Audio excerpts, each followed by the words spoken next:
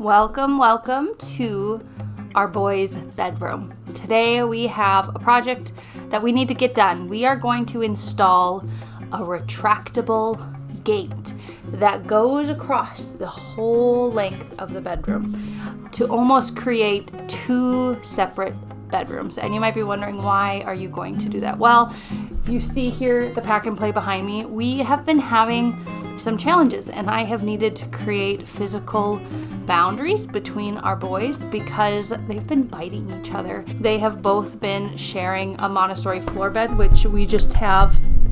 It's just this twin mattress on the floor, and they've been sharing that their whole life almost. I'll link our video about twins and sleep up here. But lately, as they've gotten bigger, their molars are coming in, and I hear this is a very common time that this phase happens. They've been biting each other, and it hasn't been great. And so we needed to make a few changes to this room to give them physical space between one another, but I still wanted to be able to offer them freedom of movement, and I haven't been able to do that. Lately, we've just had one on the floor bed and one in a pack and play here to create some more physical distance between them.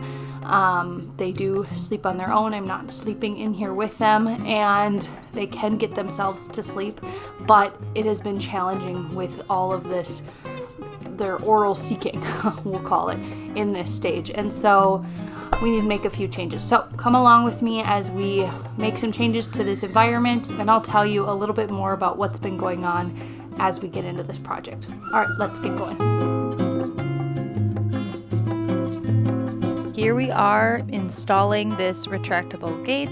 The boys were very interested in what we were doing, and little did they know that we were actually creating more of a boundary and a limit for them. I have worked to prepare this Montessori environment to be safe for them to have freedom of movement. They've slept on a floor bed since they were very, very little. They've known nothing else. They have slept in pack and plays when we've been traveling or if we're away for the day at someone else's home. But for the most part, they've been able to fall asleep when they're tired and move about their bedroom. This has worked really well up until recently when they have been much more physical with each other and they've been biting each other. I have wrestled with, what do I do to help solve this problem and mitigate this pain point that we're experiencing while still keeping the Montessori principles present in our home and in this environment? Essentially, what I have come to is that the number one priority is that I can prepare a safe environment for my boys. They need to be safe and comfortable to be able to fall asleep peacefully. The gate that we got, I really like because it didn't always have to be up. And so I didn't have to separate them right away. I could separate them if necessary. So give them the opportunity to fall asleep with one another and be close to each other. And if they can't do that well, then I separate them. And it's just the logical consequence of doing things that could be hurtful to another person. You don't get to be by them. And so that made a lot of sense for me, and followed the Montessori principles of just natural consequences that are based in reality. I liked that it wasn't barred or gated because then they couldn't put their arms or limbs through it, because sometimes they've done that with the other gates that we have in our house and they'll still like pull on each other and yank one another. And so I didn't want something like that. And I also just like that it doesn't have to be out all of the time in the room, that it's really only when we need it and then we can put it back. I was trying to figure out the best configuration of this space and tried a few different things. We brought back up a crib mattress that we had used previously that we hadn't been using because they'd been sharing a bed, to really make two separate floor bed environments. Stick around and I will give you an update of how things are going. Here's an update on how things are going with the retractable gate. So it didn't work as well as I hoped it would.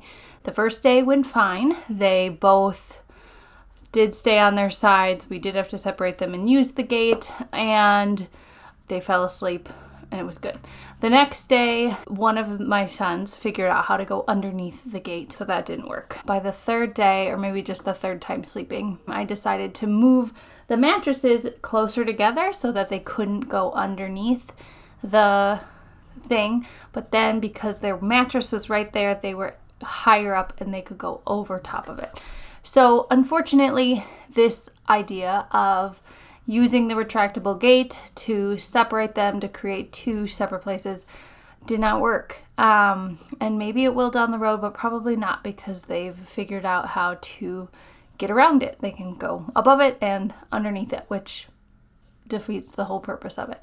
So I think I'm actually going to take it down and return it. And we have put up a pack and play for one of my sons. This is where we're at right now. Is it ideal? No. Is it exactly how I want it to be? No. But my number one priority is keeping a safe, peaceful environment that allows my twins to go to sleep. And for that to happen right now, I need to have them separated. And we only live in a 2-bedroom house. This is the only other bedroom that they could sleep in. And so we need to do this. So this is where we're at.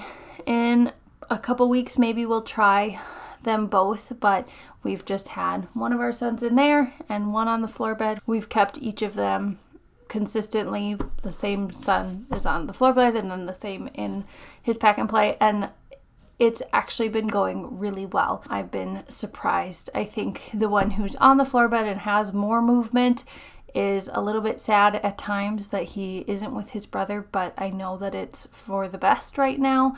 And it's not a forever solution, but it's temporary. And the one in the pack and play, he actually seems to really like it. I'll check on the monitor and he's just sitting, looking at books, reading. He's not worried about anyone kind of wrestling with him or bugging him. He can fall asleep when he's ready. And it doesn't seem to be too much of a restriction for him. This is a bigger pack and play. This is a double one, which was really nice when they were little. Both of them could sleep in there, and they still both could, but we just sleep one in there. But it's much larger than just a single pack and play, and so I feel better. He has a lot of space to spread out. He can have a few books in there and his water bottle, and it's not so crammed. So that's been really good.